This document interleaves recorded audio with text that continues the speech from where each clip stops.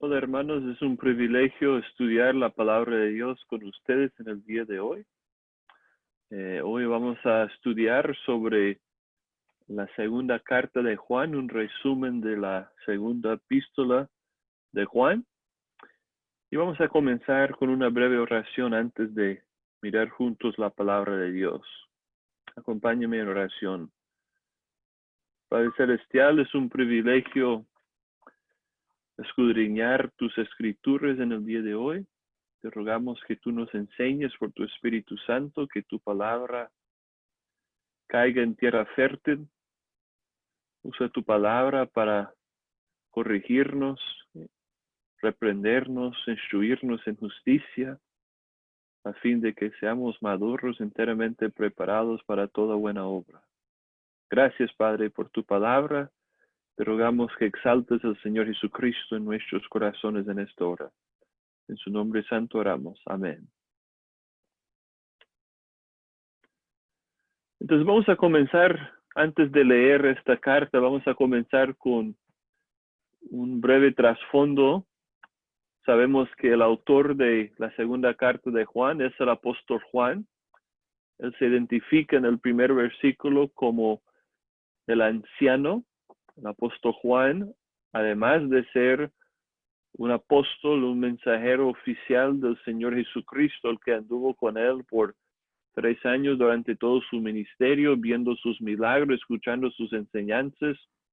Era un testigo ocular de su muerte y resurrección, pero el apóstol Juan también era un anciano, era un pastor. Y anciano no se refiere simplemente a su edad o a su madurez cristiana, sino también se refiere a su corazón pastoral. Sabemos que la segunda carta de Juan es muy breve, solamente 13 versículos, uno de los libros más breves en toda la Biblia. Y los destinatarios o los recipientes originales de esta carta fueron los miembros de una iglesia local. En el primer versículo, el apóstol Juan se refiere a ellos como la señora elegida y sus hijos.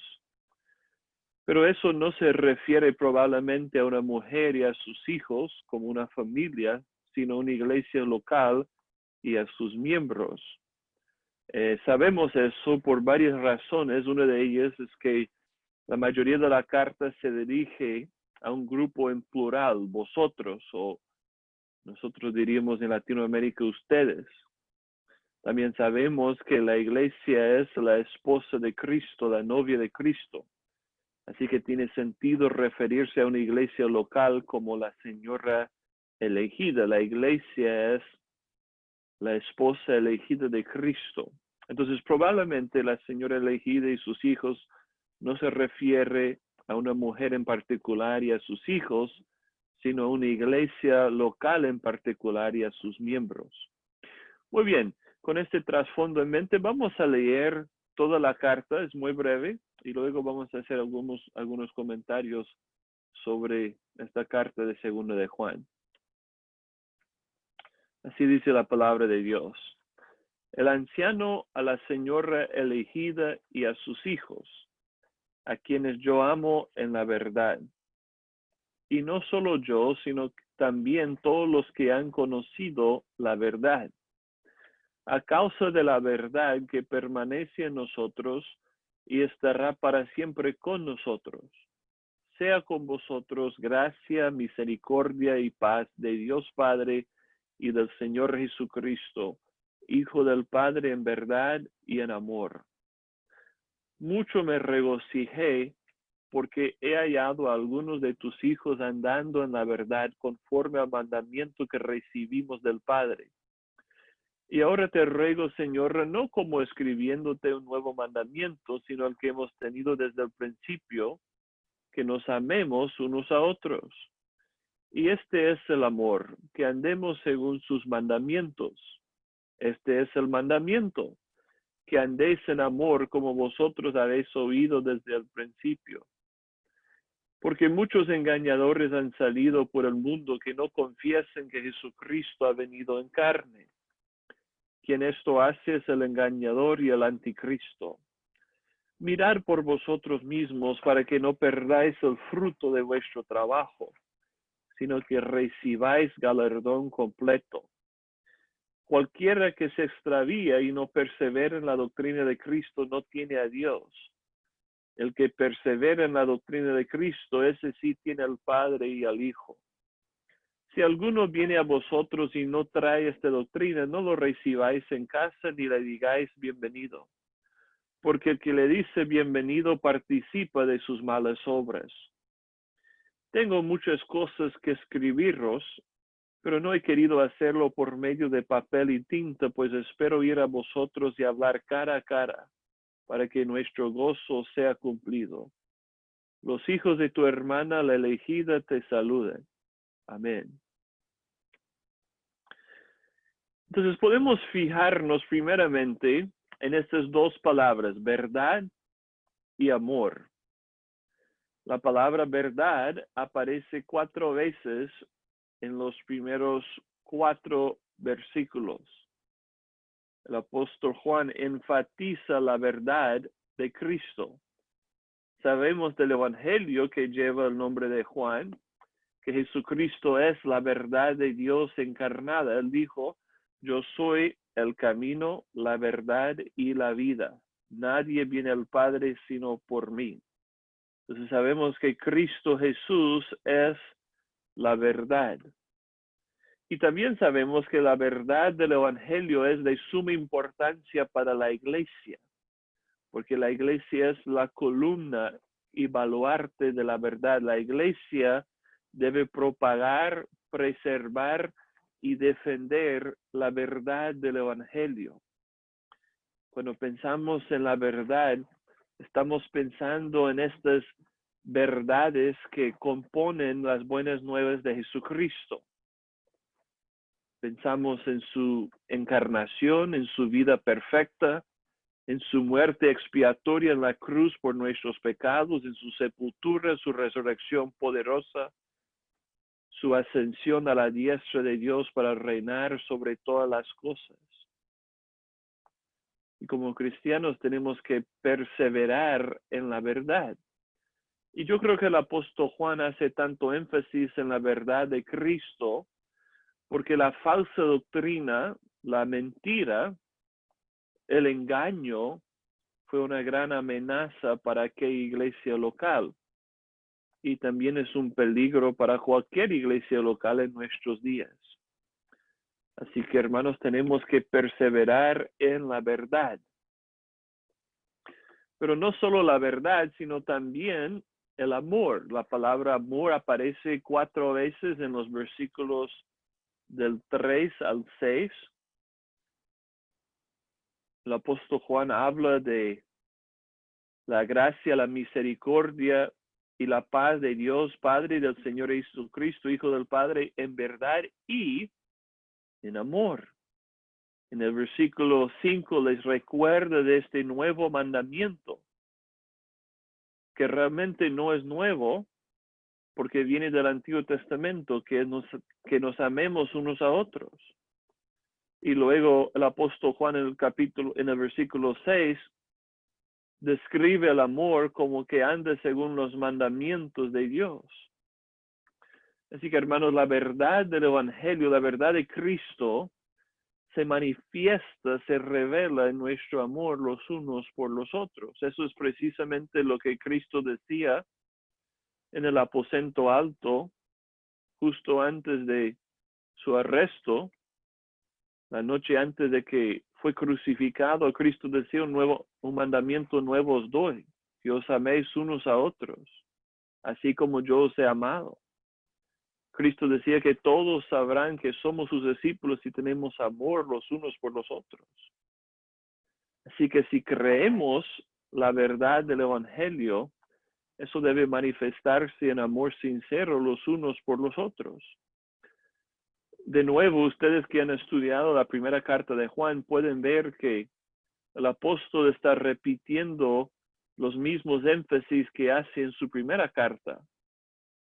En primera de Juan, él nos anima también a amar los unos a los otros, así como Dios nos ha amado en Cristo. y nosotros amamos porque Él nos amó primero. Y la verdad de Cristo, sus mandamientos son los que definen los parámetros de nuestro amor. ¿Cómo sabemos amar a los demás? Por lo que dice la ley de Dios. Pablo dice en Romanos capítulo 13, porque todos los mandamientos, no adulterarás, no matarás, no hurtarás, no dirás falso testimonio, no codiciarás, y cualquier otro mandamiento, dice Pablo, en esta sentencia se resume. Amarás a tu prójimo como a ti mismo. Entonces todos los mandamientos, si pensamos en los 10 mandamientos o en los otros mandamientos en las Escrituras, todos tienen el propósito de definir los parámetros de nuestro amor. Son como los carriles en los cuales manejamos nuestros carros, nos dirigen por dónde andar. Así que, hermanos, andemos en la verdad de Cristo y en el amor de Cristo. Pero el propósito primordial de 2 de Juan es advertir la iglesia sobre el peligro de los falsos maestros. El versículo 7 nos dice, porque muchos engañadores han salido por el mundo, que no confiesen que Jesucristo ha venido en carne. Quien esto hace es el engañador y el anticristo. Entonces, ¿por qué el apóstol Juan está hablando sobre la verdad y el amor? Porque muchos falsos maestros, muchos engañadores han salido por el mundo. Están amenazando la iglesia local con sus herejías. Y como hemos visto en la primera carta de Juan, estos falsos maestros, estos engañadores, negaron la encarnación verdadera de Jesucristo. Juan dice, no confiesen que Jesucristo ha venido en carne. Y creemos que ellos negaron la encarnación de Cristo debido a su creencia dualista. Acuérdense que dividían el mundo en dos. Creían que lo material era malo y lo espiritual era bueno. Negaron que lo material fue parte de la buena creación de Dios. Entonces, debido a su creencia dualista, negaron la fe en el hecho de que Jesucristo se había hecho carne, que había llegado a ser un hombre verdadero. Y nosotros sabemos la importancia de esa doctrina de la encarnación, porque sin la encarnación no hay expiación de pecados. En otras palabras, si Cristo no se hubiera hecho hombre, no habría podido morir en la cruz por nuestros pecados. Un espíritu no puede morir. Solamente un cuerpo humano puede morir. Entonces, para poder dar su vida en nuestro lugar, Cristo Jesús tuvo que hacerse un hombre verdadero. Y sabemos que eso es exactamente lo que hizo. El verbo que era en el principio con Dios, que era Dios mismo, el creador de los cielos y la tierra, el Hijo eterno de Dios, se hizo carne, se encarnó, se hizo hombre hace 2000 años, a fin de poder vivir nuestra vida y morir nuestra muerte. Así que, hermanos, tenemos que reconocer y rechazar falsas doctrinas sobre la persona y la obra del Señor Jesucristo. La iglesia tiene que perseverar en la sana enseñanza, la verdad sobre la persona y obra de Cristo. Es por eso que el apóstol Juan dice en los versículos 8 y 9, mirad por vosotros mismos para que no perdáis el fruto de vuestro trabajo, sino que recibáis galardón completo. Algunos toman este versículo para decir, mira, se puede perder la salvación. No, no se puede perder la salvación. La Biblia enseña con claridad que es imposible perder la salvación por medio de la fe en Jesucristo. El apóstol Pablo dice en Romanos 8:30, a los que Dios predestinó, a estos también llamó, y a los que llamó, a estos también justificó, y a los que justificó, a estos también glorificó. ninguno se pierde. Todos los creyentes verdaderos perseveren en la fe porque Dios preserva a los suyos. Por eso el apóstol Pablo dice en Filipenses 1:6, estoy persuadido de esto, de que el que comenzó la buena obra en vosotros la perfeccionará hasta el día de Cristo Jesús. Es por eso que Cristo Jesús dice, todo el que el Padre me da vendrá a mí y yo le resucitaré en el día postrero. Ningún creyente verdadero puede perder su salvación. Así que el apóstol Juan no está hablando en el versículo 8 de perder la vida eterna o perder la salvación. Él está hablando de perder el fruto de nuestro trabajo. En otras palabras, no vamos a tener un ministerio eficaz si nos apartamos de la sana doctrina. Y además, si una persona empieza confesando la fe en Cristo y luego niega el evangelio verdadero, está demostrando que nunca era un creyente verdadero. Por eso en la primera carta de Juan, capítulo 2, versículo 19, el apóstol dice, salieron de nosotros, pero no eran de nosotros, porque si hubiesen sido de nosotros, habrían permanecido con nosotros. Así que la perseverancia en la fe, la perseverancia en la sana doctrina, es una evidencia de que realmente pertenecemos a Cristo. Por eso Cristo mismo decía que persevera hasta el final será salvo. Por eso el apóstol Juan dice aquí en el versículo 9 de 2 de Juan, cualquiera que se extravía y no persevera en la doctrina de Cristo no tiene a Dios. El que persevera en la doctrina de Cristo, ese sí tiene al Padre y al Hijo. Así que nosotros, para demostrar que nuestra fe es verdadera, tenemos que perseverar en la sana doctrina de Cristo, creyendo la verdad sobre su persona y obra. Una persona que niega que Jesucristo es plenamente Dios es un falso cristiano. Una persona que niega que Jesucristo es plenamente hombre es un falso cristiano. Una persona que niega la encarnación o la vida sin pecado o la muerte expiatoria o la sepultura o la resurrección o la ascensión o cualquier otro aspecto del evangelio verdadero es un falso cristiano. Los cristianos verdaderos perseveren en la sana doctrina sobre la persona y obra de Jesucristo. Así que, hermanos, nunca nos podemos graduar del evangelio. Solamente podemos perseverar y profundizarnos más y más en las buenas nuevas de Jesucristo. Algunos cristianos piensan, mire, yo tengo que empezar la vida cristiana por el evangelio y luego tengo que terminarla por mis propias fuerzas. No, mis hermanos.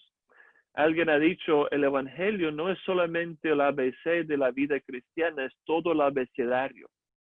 En otras palabras, no solamente empezamos la vida cristiana por el evangelio, sino que continuamos en la vida cristiana por el evangelio y terminamos o llegamos hasta el final de la vida cristiana por el mismo evangelio. El evangelio es como un océano. En partes es tan poco profundo que los niños pueden nadar ahí. Un niño de 6, 7, 8 años puede entender lo básico del evangelio. Pero al mismo tiempo, el océano del evangelio es tan profundo que nunca podemos tocar fondo. Entonces, no tenemos que comenzar con el evangelio y luego abandonarlo para llegar a otras cosas más profundas. No, el mismo evangelio tiene la profundidad para que podamos crecer en él cada día, para que podamos continuar en el evangelio de Cristo, entendiendo más y más lo que Dios ha hecho por nosotros en Cristo, teniendo más gratitud por su obra a nuestro favor, fortaleciendo nuestra confianza en el evangelio y esparciendo las buenas nuevas al mundo perdido.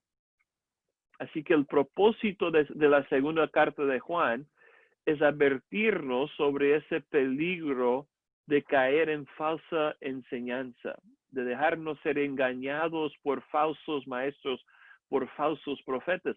Y obviamente, hermanos, es un gran problema en el día de hoy. Si tú prendes la tele y mires los canales que supuestamente son cristianos como Enlace y otros canales, la gran mayoría de lo que se enseña ahí es falsa doctrina. Entonces, en muchas iglesias que afirman ser cristianas y evangélicas, domingo tras domingo se enseña falsas doctrinas. El peligro, el problema de la falsa enseñanza todavía está fuerte en contra de la iglesia. Por eso, hermanos, debemos de tener mucho cuidado de no apoyar a estos falsos maestros, a estos falsos profetas o falsos apóstoles. El apóstol Juan dice en el versículo 10 y 11, si alguno viene a vosotros y no trae esta doctrina, no lo recibáis en casa ni le digáis bienvenido, porque el que le dice bienvenido participa en sus malas obras. Recibir el falso maestro en casa era darle un centro para esparcir sus herejías. Acuérdense que en el primer siglo, muchos predicadores, muchos maestros de la Biblia eran itinerantes. En otras palabras, ellos viajaban de lugar en lugar. Llegarían a Samaria, llegarían a Tiro, llegarían a Corinto, llegarían a Éfeso, y ellos se quedarían ahí por varias semanas o meses para enseñar. Entonces, si los cristianos verdaderos recibían uno de estos falsos maestros en su casa, le daban alojamiento, realmente le estaban dando un centro para esparcir sus falsas enseñanzas, sus herejías. Tal vez nos parece cruel que el apóstol Juan nos diga, si alguien viene a vosotros y no trae esta doctrina y la recibáis en casa, no lo recibáis en casa, no le digáis bienvenido. Si tú le des alojamiento en tu casa, si tú le apoyes, si tú le ayudes en su ministerio, estás participando en sus malas obras, estás participando en esparcir las ovejas.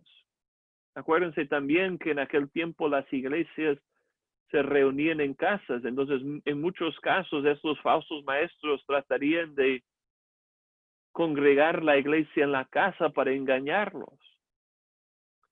Y de la misma forma, hermano, nosotros debemos tener mucho cuidado de no apoyar a los falsos maestros, no compartir sus prédicas en las redes sociales, no mirar sus enseñanzas en la tele o en el YouTube, no encomendar a estas personas a nuestras iglesias.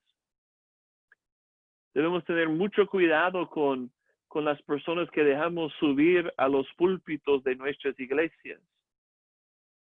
Si estamos en un servicio un domingo y alguien viene a la iglesia y nos dice, me gustaría compartir algo con la iglesia.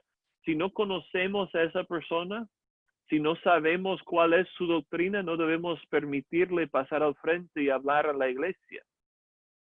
En una ocasión eso me sucedió a mí, que yo estaba predicando en la iglesia local y después del servicio o al final de la prédica, un hombre que estaba visitando se me acercó, me dijo que quería compartir algo con la iglesia, y yo en mi juventud, mi falta de sabiduría, le dejé pasar y empezó a decir cosas heréticas y falsas, y fue un problema.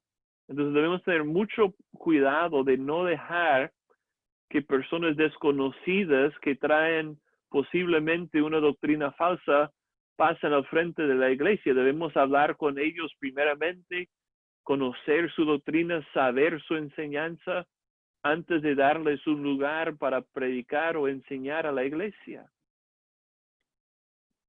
Entonces, una pregunta que tal vez podemos hacer es, ¿cómo puedo saber si alguien es un falso maestro o no? ¿Cómo puedo saber si alguien está enseñando herejías que no son dignas de ser recibidas por la iglesia? Realmente hay dos características de los falsos maestros. Tienen una desviación moral y una desviación doctrinal. Entonces, moralmente no viven según la palabra de Dios. Cristo mismo decía, por sus frutos los conoceréis. Entonces, si esa persona es avara, que ama el dinero, que siempre está hablando del dinero, siempre está pidiendo dinero, como muchos de esos supuestos evangelistas que vemos en la tele, que realmente solo quieren sacar plata de las personas para apoyar sus supuestos ministerios, es un falso maestro. Un maestro verdadero no está siempre hablando del dinero, no es avaro, no está haciendo un ministerio para enriquecerse. Incluso algunos de esos predicadores de lo que se llama el evangelio de la prosperidad, y realmente no es de prosperidad porque los únicos que prosperen son los falsos maestros, pero algunos de ellos han dicho, si tú eres un pastor y no eres rico es porque no estás bajo la bendición de Dios. Hermanos, esa es una gran mentira. La avaricia es una característica de los falsos maestros, no de los predicadores verdaderos. También esa persona debe estar viviendo en pureza con su esposa, con su familia. Si la persona anda de mujer en mujer, no es un predicador verdadero. Entonces los falsos maestros siempre participan en desviación moral, pero también tienen desviación doctrinal. Enseñan herejías sobre la persona y obra de Jesucristo, sobre el Evangelio. Pero a veces no es tan fácil distinguir cuando una persona está enseñando herejías o cuando simplemente se ha equivocado en algún punto. ¿Cómo podemos saber la diferencia? Porque no toda interpretación errónea es una herejía. No toda diferencia de opinión en cuanto a la doctrina es una herejía. Por eso, hermanos, es necesario hacer lo que se llama el triaje teológico para distinguir entre doctrinas de diferentes niveles de importancia. Tú dices, ¿qué es eso? ¿Qué es triaje? Bueno, el triaje realmente viene de un término médico, un término que se usa en el mundo de la medicina, de la enfermería. Es como cuando una persona va al hospital o la clínica con alguna enfermedad o herida, los médicos, las enfermeras, tienen que discernir la gravedad de esa enfermedad o de esa herida. Y muchas veces lo clasifican en 3 diferentes grupos. Los casos de mayor grado, de medio grado y de menos grado. Por eso se llama triaje, porque lo dividen en 3. Triaje tiene que ver con una división de 3. Entonces, los casos de mayor grado, de medio grado y de menos grado. Pues obviamente si una persona viene y se fractura el brazo, es grave, pero no es tan grave. Si una persona entra porque ha tenido un infarto hace 5 minutos, eso es mucho más grave. Si una persona entra y tiene una herida en la pierna y solamente necesita una curita, es mucho menos grave. Entonces, los médicos y las enfermeras, para tratar a los pacientes más delicados, más necesitados, tienen que clasificar las enfermedades y las heridas en diferentes categorías de gravedad y de importancia. Y nosotros tenemos que hacer lo mismo en cuanto a las doctrinas de la fe cristiana. Entonces, hacer triaje teológico es clasificar las doctrinas según diferentes niveles de importancia. Y podemos pensar en doctrinas de 3 diferentes categorías: primera, segunda y tercera importancia. Obviamente los de primera importancia son los más importantes. Los de tercera importancia son los de menos importantes. Entonces, vamos a pensar un poco en estas 3 categorías. Las doctrinas de primera importancia son esenciales al Evangelio. Son doctrinas que tú tienes que creer para preservar el Evangelio verdadero. Y se necesita valor para creer y defender estas doctrinas. Las doctrinas de primera importancia dividen los creyentes verdaderos de los falsos cristianos.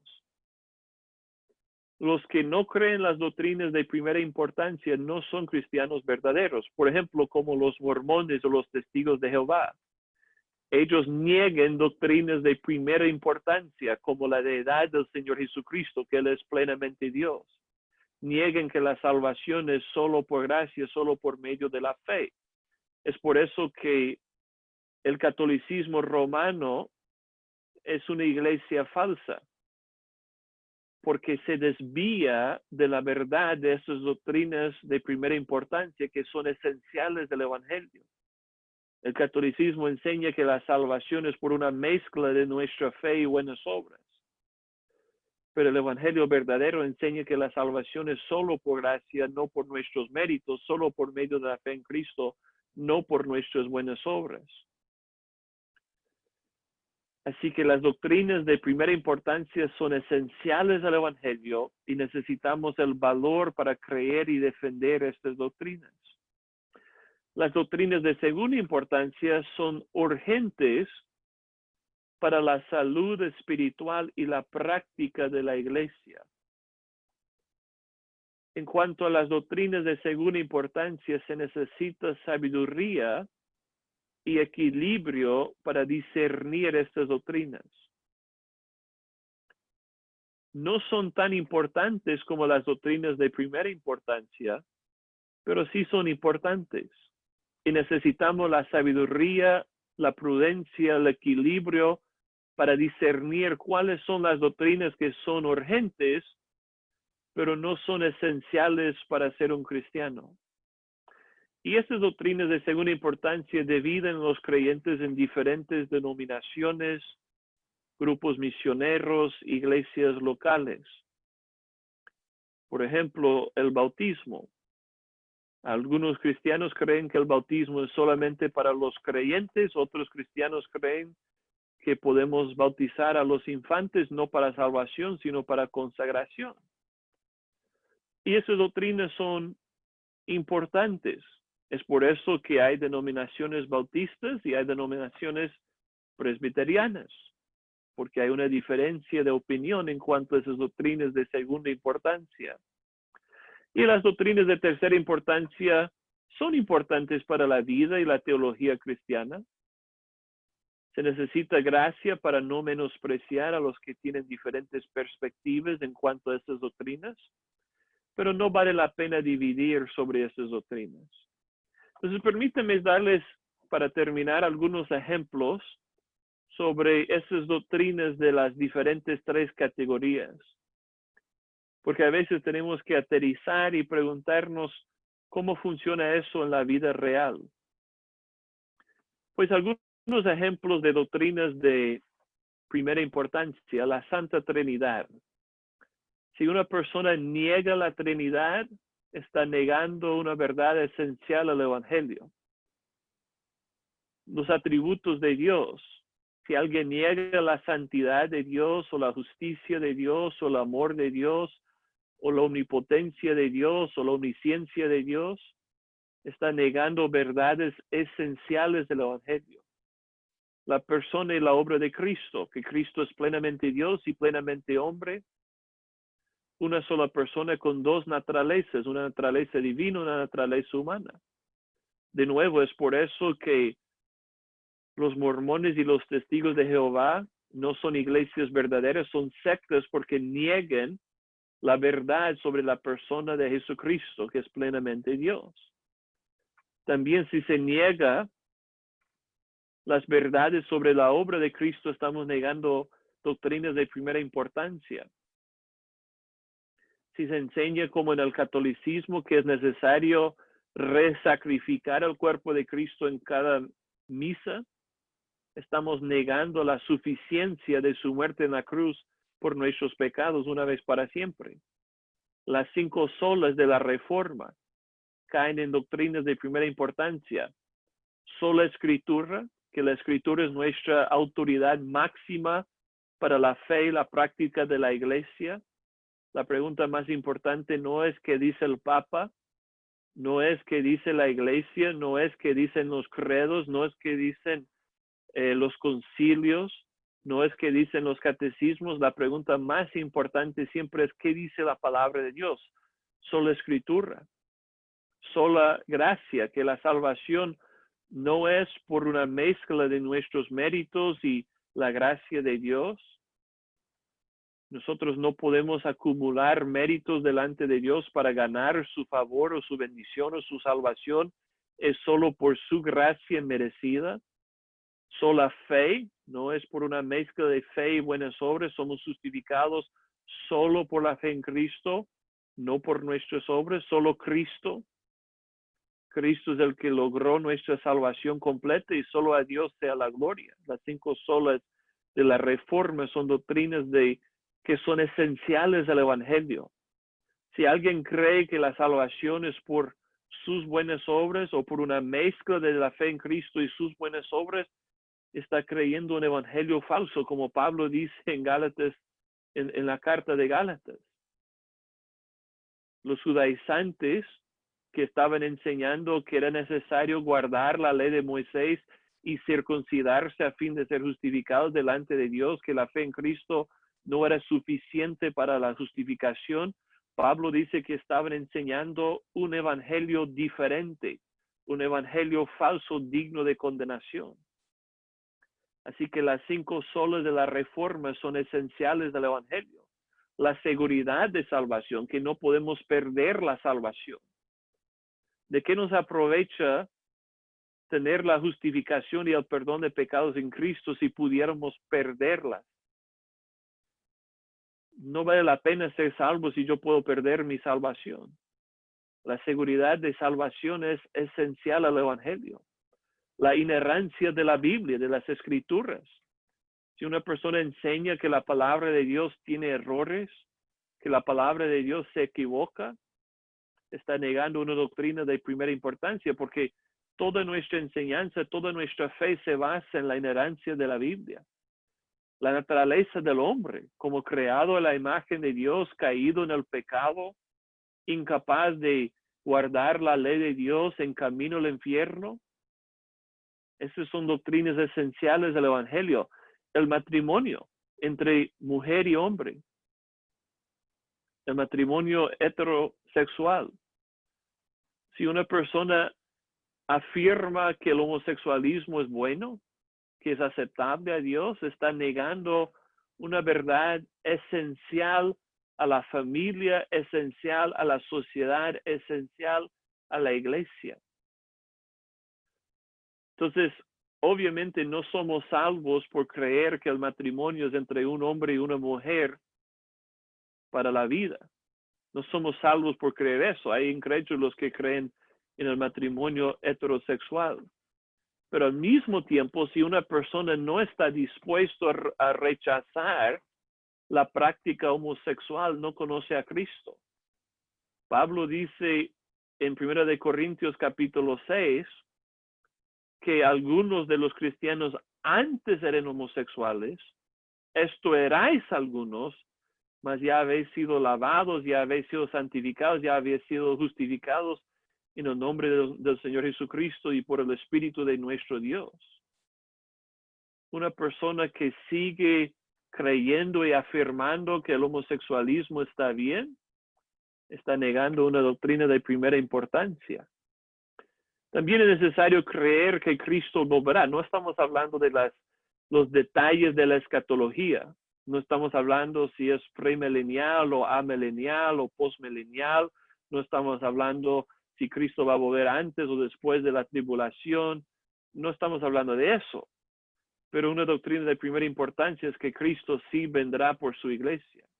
Sí volverá para juzgar a los vivos y a los muertos. La segunda venida de Cristo es una doctrina de primera importancia. En cuanto al tiempo y la naturaleza y todo eso, no es tan importante. Muy bien, doctrinas de segunda importancia, el modo y el tiempo del bautismo. Ya mencioné el ejemplo que algunos cristianos creen que podemos bautizar a los bebés, no para salvación, sino para consagración. Y otros creyentes, como yo, por ejemplo, creemos que el bautismo solamente debe ser por inmersión a los que ya han profesado la fe en el Señor Jesucristo, a los que demuestren una fe creíble en el Señor Jesucristo. Entonces, esas doctrinas nos van a dividir en diferentes denominaciones, en diferentes iglesias locales, en diferentes afiliaciones misioneras. Es por eso que hay presbiterianos y hay bautistas, También los dones espirituales. Algunos cristianos creen que todos los dones que se mencionan en el Nuevo Testamento siguen vigentes en la vida cristiana y en la iglesia. Y otros cristianos creen que ciertos dones ya no son vigentes, como los dones de lenguas, de milagros, de profecías y los otros dones de señales. Entonces, nuestra perspectiva en cuanto a los dones espirituales va a afectar mucho nuestra vida cristiana. No son esenciales al evangelio en el sentido de que si tú crees que el don de lengua sigue vigente, no significa que eres un falso cristiano. Y si tú crees que el don de profecías no es vigente, no significa que eres un falso cristiano. No son esenciales, pero sí son importantes para la salud espiritual y la práctica de la iglesia. Es por eso, por ejemplo, yo no podría pertenecer a una iglesia pentecostal porque yo no llevo esa creencia en los dones espirituales. Las mujeres en el liderazgo. Algunas iglesias que aceptan pastores, aunque la Biblia enseña claramente que las mujeres no deben ser pastores, no deben enseñar a los hombres en la iglesia, no deben ejercer la autoridad pastoral en la iglesia. Pero algunas iglesias permiten que las mujeres estén en liderazgo y otras iglesias solamente a los hombres les permiten tener autoridad como ancianos o pastores en la iglesia, solamente a los hombres les permiten predicar del púlpito y enseñar a los hombres en la iglesia. Entonces yo no podría, por ejemplo, en buena conciencia, ser miembro de una iglesia donde una mujer sea pastora. Pero hay otras iglesias locales que sí permiten eso. Y esta doctrina de segunda importancia divide a los cristianos en diferentes iglesias locales y denominaciones. También el gobierno de la iglesia. Si la decisión final la tienen los ancianos y los pastores, o si la decisión final la tiene la congregación. Mi creencia bíblica es que la congregación debe tener la palabra final y debe ser guiada por los pastores y los ancianos de la iglesia, pero hay otros grupos que creen, como los presbiterianos, que la decisión final de cada decisión la tienen los ancianos. Entonces, nuestra perspectiva en cuanto al gobierno de la iglesia nos va a dividir en diferentes denominaciones o afiliaciones misioneras o iglesias locales. Y doctrinas de tercera importancia. Por ejemplo, de diferencias escatológicas. En cuanto a rapto o no, en cuanto a milenio o no, si la tierra misma será renovada o si Dios va a hacer una tierra totalmente diferente. Esas doctrinas no deben dividirnos. Tristemente, en muchos casos sí dividen a los cristianos cuando no deberían. Por ejemplo, algunas iglesias hacen que la fe en un rapto pretribulacional sea un requisito para membresía. Eso no es sabio. En la misma iglesia puede haber hermanos que creen que el rapto será antes de la tribulación y otros que creen que el rapto y la segunda venida son el mismo evento. No hay necesidad de dividir en diferentes grupos si creemos que el milenio será literal o figurado. Nuestras diferencias escatológicas en cuanto a diferentes puntos de vista no deben dividirnos en diferentes denominaciones o iglesias locales. Hace poco yo estaba enseñando una buena exposición de Marcos capítulo 13 y el pastor que estaba predicando enseñaba desde una perspectiva amilenialista. Y vi en los comentarios en el YouTube que algunos estaban diciendo, usted es un hereje porque no cree en el premilenialismo, en el rapto de la iglesia antes de la tribulación. Qué triste. Un hermano que está predicando el evangelio verdadero no es un hereje porque tiene diferente punto de vista en cuanto al milenio, en cuanto al rapto. También podemos decir lo mismo sobre diferencias sobre los detalles de la creación. Si los 6 días realmente fueron 6 días literales de 24 horas, o si eso se refiere a épocas más largas, hay cristianos fieles que se han diferenciado en cuanto a esas doctrinas. Así que, hermanos, en cuanto a las doctrinas de primera importancia, necesitamos valor para defenderlas, para creerlas y para enseñarlas. En las doctrinas de segunda importancia necesitamos la sabiduría, la prudencia y el equilibrio para saber cuáles son las doctrinas que deben dividirnos en diferentes grupos como cristianos.